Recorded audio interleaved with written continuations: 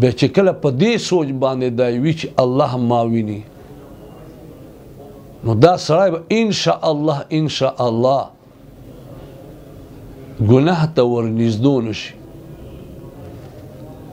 عبدالله ابن عمر رضی الله عنه یو ورځ بهر تللی دی په صحرا کې ګرځي نو یو شپون یې ولیدو نو ورته وایي چې ای شپانه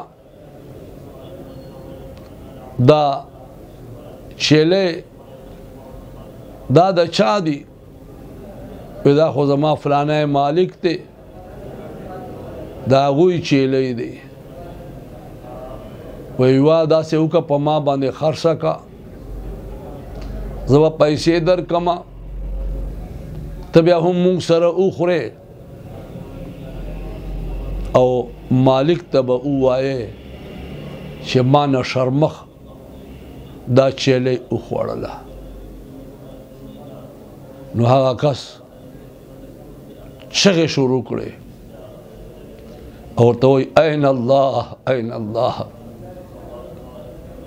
الله چرته دی، الله چرته دی.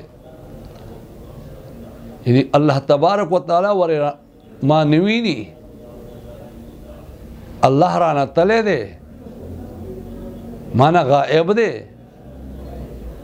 نو الله خو ما ویني نو ځکه مالک نه ځان پټ کم، الله په وړاندې خو نشم پټېدی.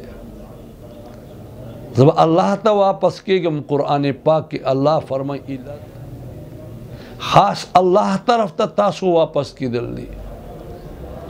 فینبئکم بما کنتم تعملون،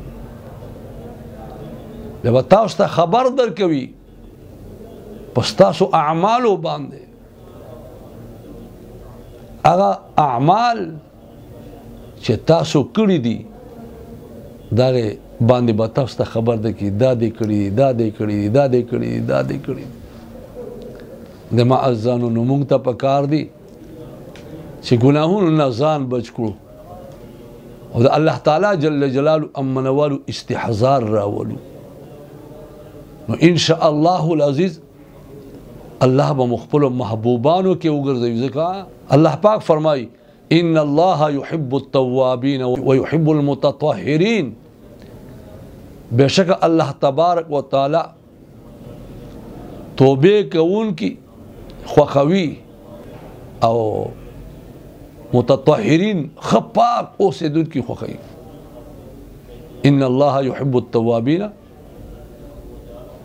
ويحب المتطهرين. نو موږ ته پکار چې توبه هم وباسو، هغه پاک صاف ګناهونه اوسو. الله تبارک و تعالی دې زموږ ستاسو ټولو زندگی په نیکیو باندې ولګوي او الله تبارک و تعالی دې موږ تاسو د هر قسم ګناهونو محفوظ وساتل کړي.